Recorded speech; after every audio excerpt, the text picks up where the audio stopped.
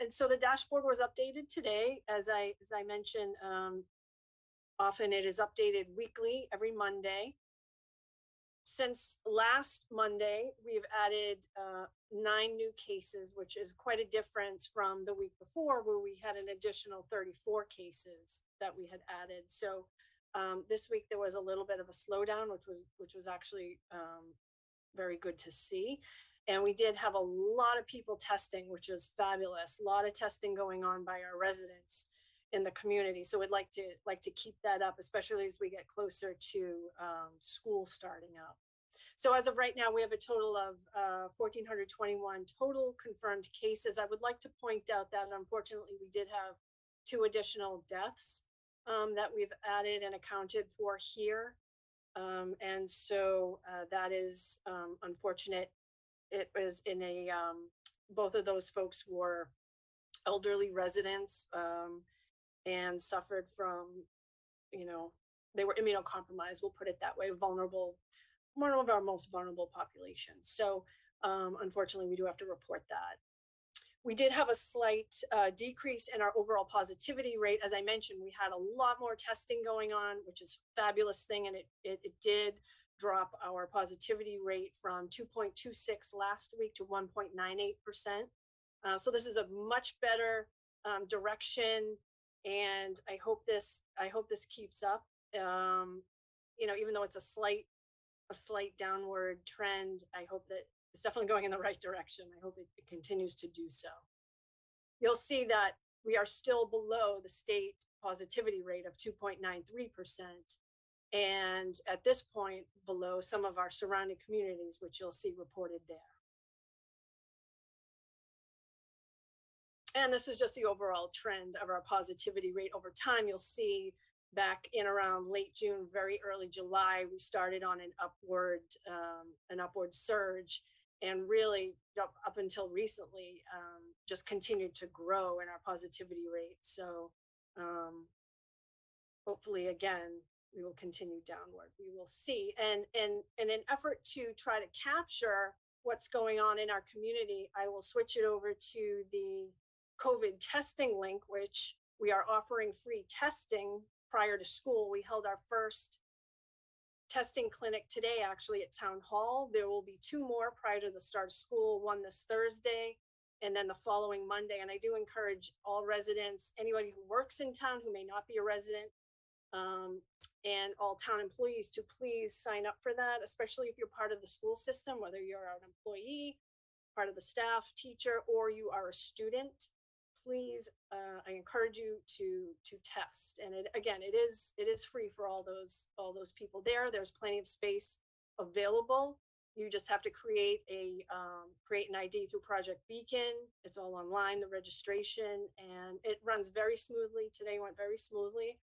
Although it was very hot, no air conditioning, we were able to get some windows open and fans going, and all went well, very smoothly. So we had 150 people approximately today, which was a great turnout for our first event. After school starts, so after the August 30th offering, we will most likely revert to a once a week schedule.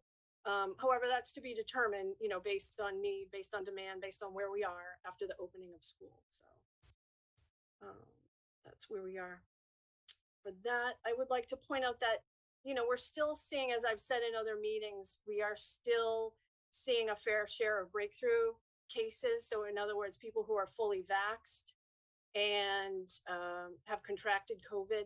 So we are seeing a significant amount of our cases as breakthrough cases, and those people overall are faring very well.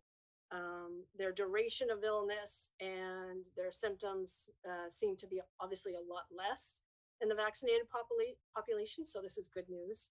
And I encourage anyone who has yet to be vaccinated to do that. Looking down the road, in terms of the health department offerings around vaccination, we are ready to offer vaccines to children 11 years and younger as soon as they open up that age bracket. We would like to be able to do that. We will obviously go into the schools and offer the flu clinics again this year and hold our public flu clinics. There are also some booster doses for, or third doses for COVID shots right now for immunocompromised people. And that list is available online at the state page or the CDC page. Anyone meeting certain criteria of medical ailments, for example, if you're undergoing active treatment for cancer, you are eligible to receive a third dose of the COVID vaccine. And then down the road, I'm sure you've all heard talk of a third dose for everyone else who has completed the series. And that should be, at least from what I'm hearing, 8 months out from the date of your completion of the first series, so of your second dose of Moderna and Pfizer. So we can't do it all from the health department. We'll try to do as much of that as we can.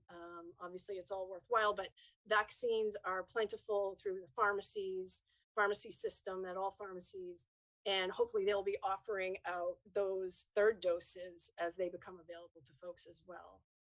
And I think that's it in a snapshot of what I wanted to say right now.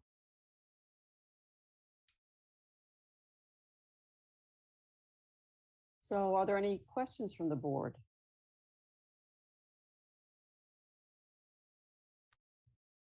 Susan, I just have a couple of questions for Jen, if that's okay. Yeah. Thanks, Jen, for the presentation. Thanks for all your hard work. Glad to hear the first vaccination clinic went well. As we're about a week away from school starting, and I guess giving you this forum, I mean, what would you want to say to the community as everyone starts to come back and schools start up? Any advice for parents or kids heading back to school? Yeah, so I guess there are a couple things. Number one, definitely take advantage of the testing, whether you have symptoms or not, whether you experiencing any kind of change in your health. I encourage you, before you send your kids back to school, please have your student tested, but also others in your family too, especially if you have been traveling, especially if you've been attending gatherings, whether it be a wedding, whether it be another kind of social event. If you've been around other people in a crowd, perhaps people from another household that you're unfamiliar with, their activities, etc. If you've been in an indoor gathering, but also an outdoor gathering with a lot of people, as I said, outdoor weddings, outdoor social gatherings, I really encourage you to get tested so that you know what's going on with your health. Again, I can't overstate the importance of the vaccine as well. Before school starts, it's, start that series now. If you haven't had your child vaccinated, or if you're a teacher perhaps that have yet to start that series, start it now. I would encourage people to do that. Also, as you send your kids back to school, I think what's going to be really important for schools this year is that symptom checker that parents do for their children every day before they send them to school, just to make sure that they're not suffering from, a sore throat, they're not suffering from, fatigue.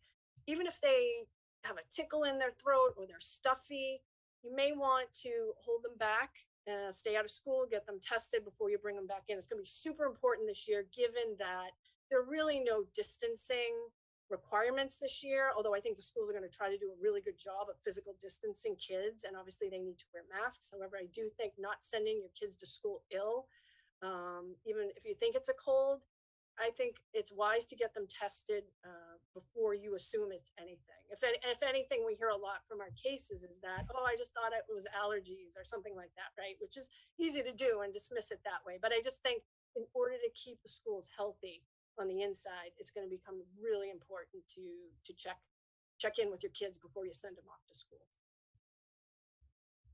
And just a final question for me, how are we doing with contact tracing and the process? Maybe want to remind the public of what that process is and what they need to do. Yeah, sure. Thanks. So we are still contacting all of our confirmed positive cases as well as our probable cases. And just to remind people, a probable case is someone who's had an antigen test at a location like a pharmacy or an AFC, urgent care, for example. So we still do follow up with those people and impart the directions to isolate in their home, et cetera. And then we call all of their close contacts. Now, close contacts, there are two separate sets of instructions, depending on whether or not you're fully vaccinated or not. So if you're fully vaccinated and you've been exposed to a positive person, you don't have to quarantine unless you're symptomatic. We do encourage you, however, to wear a mask because symptoms could develop over 14 days.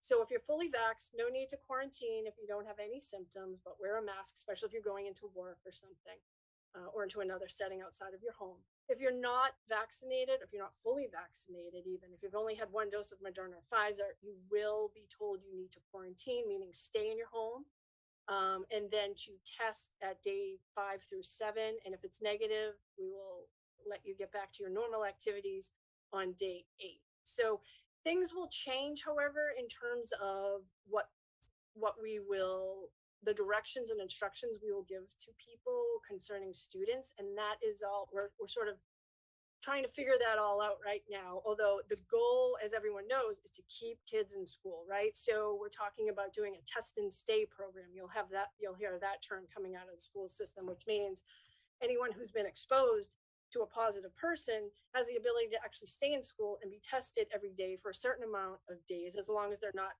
suffering any symptoms. So that's the good news. Hopefully kids will be able to stay in school and not be quarantined at home as we did that before. So that's all new, and we're still working out all the details and hopefully going to be hitting the ground running next Wednesday. Thanks, Jen. Thanks for all your help. Thank you.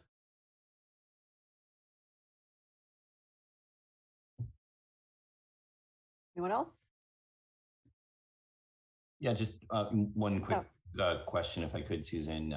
Thank you, Jen, and appreciate all your work and the work of the Board of Health and the Health Department. I know that there was a little bit of a tough reception to the mask mandate that we put indoors, but I think it's helpful not just to protect people, but to raise awareness during a time where people have been vacationing and have been, a little bit more relaxed and a little bit more confident about being vaccinated. And so I don't know if there's anything that we can say to folks who, are comfortable feeling like they can just shake it off if they get it. I hear that from people that, if I get COVID, it's, I'm okay and I'll just work through it. But I know with a lot of these breakthrough cases, they have been severe. There have been hospitalizations, but also to our most vulnerable with our seniors. Certainly the students are a high priority for the community, but as you mentioned, a couple of the deaths that have occurred have been to our seniors. And so, I don't know if there's an additional message that we can send, more proactively to people, around some of those issues. Certainly the FDA approval of the Pfizer vaccine, I think, helps maybe some people that were on the fence. I don't know if you've been hearing anything. Right. So, yeah, we received a lot of communication about the indoor mask mandate.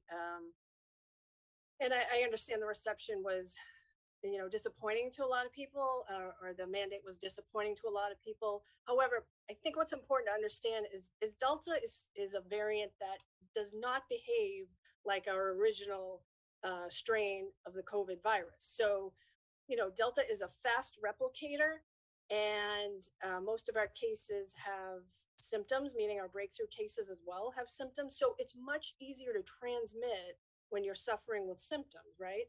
And so the risk is that even if you're fully vaccinated, you contract it, you're going to generate a lot of virus, and you're going to be able to shed a lot of that virus. And so I think it's, people can't get too complacent, right? They need to be able to help everyone else. Our mission right now is to protect the vulnerable. That's still our public health mission. And we still have a lot of vulnerable people, we have the unvaccinated children. We have the unvaccinated in general. We have the people who have suffered from comorbidities, who are high risk because of their age, et cetera. So that is still our goal. It should be our goal as society, is to take care of each other for now. We're not at the point yet where we can all rely on personal responsibility and treat it like the flu. I hear that a lot. And unfortunately, we're just not there yet. We have to get through Delta. We have to get through it together, and we have to be protective of one another. And the best way to do that right now is to get vaccinated, wear a mask indoors, monitor your behaviors, get tested if you do something where you feel like you may have been exposed or just don't know, right? So until we get through this, until Delta is in our rearview mirror, we really need the entire community to help each other out and to limit the spread. I don't enjoy this either particularly. I was enjoying June, running around maskless for sure, and I get it. However, we will get back to that place. It's just not right now. And again, if we want schools to open safely and have a fighting chance, in other words, to have kids have a very rich experience because they're attending every day, is to follow these rules, right? These proven tools that we have in order to limit the spread. So we put a link up online. I got a lot of emails about, show me the science about masks. I think that's been proven. So if you sent me one of those emails, I'm really not going to address that individually. I'm sorry. We put a link up on the CDC that has many studies listed, and I encourage anybody, please go read it. Right. So I think that's it in a nutshell, Mike. Thank you for that question, though. Sure. Thank you, Jen.